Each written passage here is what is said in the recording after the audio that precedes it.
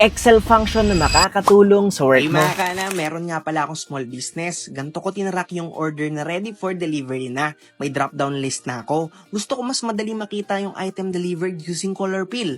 Ibig sabihin, kung delivered, mag-highlight dapat yung buong row ng kulay green. Pwede yon, highlight lang natin yung dataset, click conditional formatting, new rules, and then use a formula, equals, yung base sa anong cell, in this case, E7, alisin lang natin yung $sign, equals, quotation mark, type mo dito yung delivered na status, quotation mark, then format.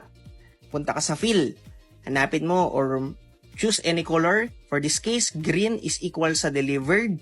Okay, kung nakita nyo, yung row ko na green na siya kapag delivered. Same process din kapag past due naman. So dito, conditional format, new rules, then use a formula, equals, tutok mo sa E7, then alisin natin yung $sign, then dito, equals, quotation mark, past due.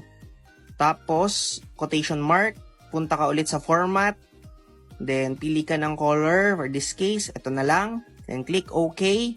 O, yan. So, kapag drop down list ka, namili ka dito, ayan, nagbabago yung kulay niya. So, ganun lang siya ka-basic. I hope nakatulong sa'yo yung technique na to.